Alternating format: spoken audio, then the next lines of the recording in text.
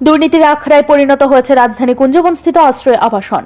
গত এক বছর আবাসিকদের 10,58,000 টাকা আত্মসাতের অভিযোগ। বৃহস্পতিবার সাংবাদিকদের কাছে এই অভিযোগ করলেন খোদ আশ্রয় আবাসিকরা। এই দুর্নীতির সঙ্গে জড়িত আশ্রয় ইনচার্জ অনিতা সিনহা অভিযোগ, আবাসিকদের ঘর ভাড়া আগে 3,000 ছিল, তা বাড়িয়ে 4,000 করা হয়েছে। আবাসিকদের সঙ্গে অধিকাংশ ক্ষেত্রেই দুর্ব্যবহার করা হয় বলে অভিযোগ। ইনচার্জ অনিতা সিনহার বদলে দাবি জানিয়েছেন আবাসিকরা। ত্রিপুরা সরকারি সমাজ কল্যাণ দপ্তরের পরিচালনার আশ্রয় পেনশনের আবাসে দুর্নীতি পাশা বেঁধে আছে।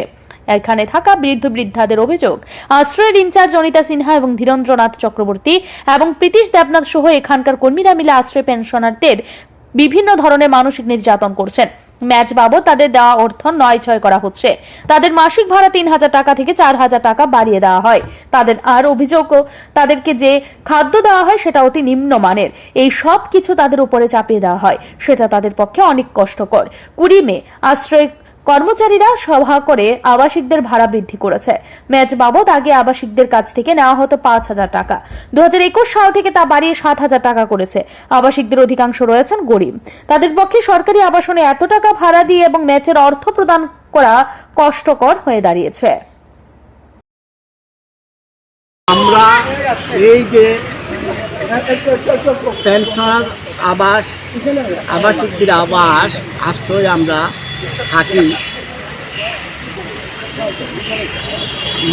গত পরশুদিন একটা মিটিং হয়েছে এখানে আশ্রয়ের কর্তৃপক্ষের, এবং এরপরে ডাইরেক্টর সোশ্যাল ওয়েলফেয়ার কতগুলি আবাসিকদের উপর নির্যাতনমূলক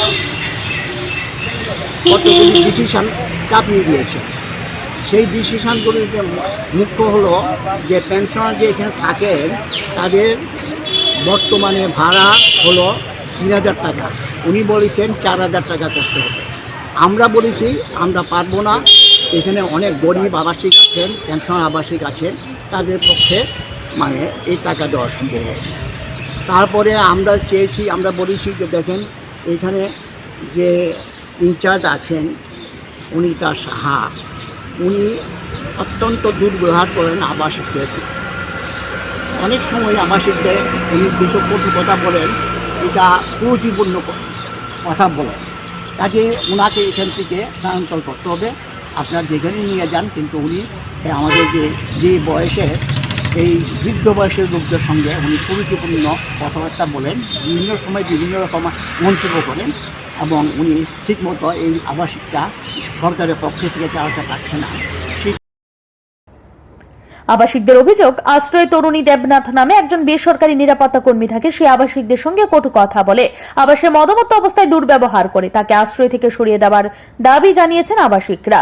এই পরিস্থিতিতে বুধবার রাতে পেনশনার আবাসিকরা মিটিং করে সিদ্ধান্ত নিয়েছেন তাদের দাবি আদায় ও এখনকার ইনচার্জ সহ সকলকে যতদিন না বদলি করা হয় এবং সুষ্ঠু কমিটি গঠন না করা হয় ততদিন তারা প্রতিদিন এভাবেই রাস্তার পাশে আন্দোলন চালিয়ে যাবেন। সংবাদ মাধ্যমের সামনে নিজেদের দুঃখ যন্ত্রণার কথা তুলে ধরেন আবাসিকের পেনশনার কমল রায় চৌধুরী এবং শম্ভু ভট্টাচার্য। একটা লোক, শুধুমাত্র একটা লোকই এটা পরিচালনা করেছে মেস ম্যানেজার হিসাবে। সে কখনো হিসাব দেয় নাই, ধীরেন্দ্রনাথ চক্রবর্তী কখনো হিসাব দেয় নাই। আমরা বলছি যে আমাদের টাকা নিয়েছে ওরা, কিন্তু কখনো হিসাব দেয় না। আমরা মেস পরিচালনা করে প্রমাণ করে দিয়েছি যে এখানে অনেক উদ্বৃত্ত অর্থ থাকে।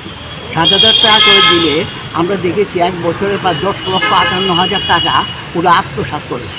সেই আত্মসাতের মধ্যে শুধু যে কেন্দ্র আছে বল না, আমরা মনে করি যে পেনশনার যে এখানে ইনচার্জ উনিও নীরব সমর্থন আছে বা উনিও সমর্থন করেছেন। এবং একটা সিকিউরিটি গার্ড ছিল এখানে তরুণী দেবনাথ, সে এই ম্যাচটা পরিচালনা করতো, এবং সে বিভিন্ন সময় আমরা লক্ষ্য দেখি সেও কুরুচিপূর্ণ ব্যবহার করতো, এখানে মদ্যপান করতো, বিভিন্ন সময় অনেক অসামাজিক কাজের সঙ্গে জড়িত ছিল। কিন্তু অনিতা সাহার নীরব সমর্থনে সে অনেক খারাপ কাজ করে দিচ্ছে। অনিতা সাহা সেখানে একটা গ্রুপ তৈরি করেছিল, 2-3 জন পেনশনার ছিল তাদের নিয়ে, এবং আমি যা বললাম ওই তরুণী দেবনাথ তাকে নিয়ে একটা গ্রুপ তৈরি করেছিল, এবং এই গ্রুপের মাধ্যমে সে মানসিক নির্যাতন করত।